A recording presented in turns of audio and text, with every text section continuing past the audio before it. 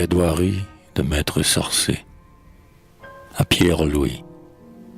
À défense, messieurs les juges, sera brève. Voici. Jeudi dernier, je m'étais mis en grève, comme tous les jeudis, habitude que j'ai. Je veux dire, j'avais pris ce jour-là congé. Le jeudi, mes amis, je dépose mes manches de lustrine et j'en fais autant tous les dimanches.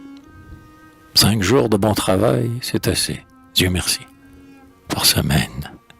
Et je vais, exempt de tout souci, rêver, loin de Paris, à quelques pas d'ici.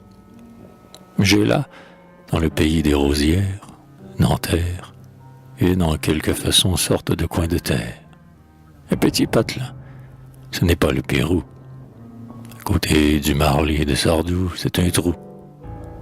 Car vous supposez bien, n'est-ce pas, qu'un critique ne gagne pas autant qu'un auteur dramatique.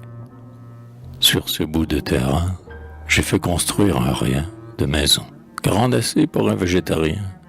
Un petit carrefour ni aux manières de cahute que disloque la pluie et que le vent chahute.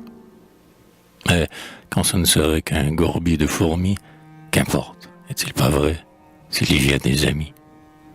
Du plus modeste toit, le sage se contente.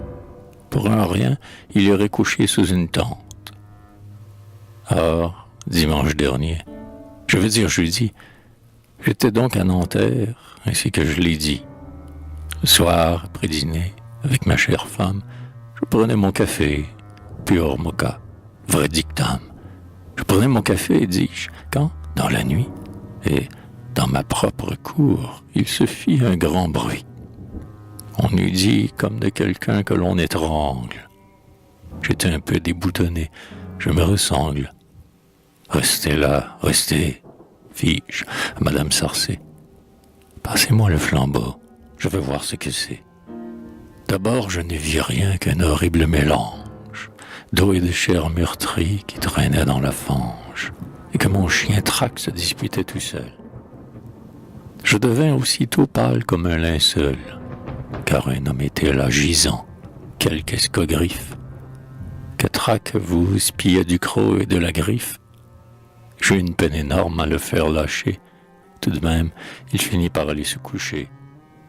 Quant à l'autre, je dis, qu'est-ce qu'à pareille heure vous pouvez bien venir ficher dans ma demeure? Voilà qu'il me répond, avez-vous des tonneaux à vendre? C'était donc un marchand de tonneaux.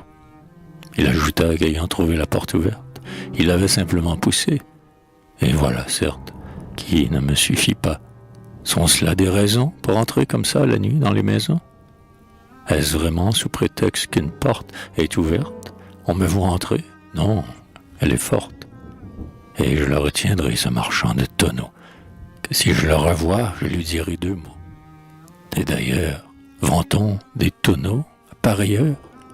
On n'en achète pas non plus, ou que je meure. Ensuite, on n'entre pas chez les gens sans frapper, voilà tout. Et mon chien a bien pu s'y tromper. En voyant tout à coup un étranger paraître, il a cru qu'on venait assassiner son maître. Eh, mon Dieu, ce n'est pas tellement insensé. Des auteurs très souvent déjà m'ont menacé. Alors, que voulez-vous? Mon Trac est chien de garde. Par conséquent, garder son maître le regarde. Monsieur, je vous ai dit toute la vérité. Je veux bien accorder 100 francs d'indemnité à cet affreux marchand de tonneaux, mais en somme, il exige vraiment une trop forte somme. 500 francs pour avoir été mordu, mais pour moins que ça, je me ferais mordre tout un jour. 500 francs, c'est beaucoup, d'autant, je vous assure, qu'il ne lui reste plus trace d'une blessure. 500 francs, sarpejeux, diable, comme il y va. Il reviendrait me voir, je crois, à ce prix-là. Je ne suis pas assez riche. Cependant, comme, ainsi que chacun sait, je suis un très brave homme, je veux bien lui donner 20 francs. Maintenant, si vous voulez vous payer ma tête, la voici.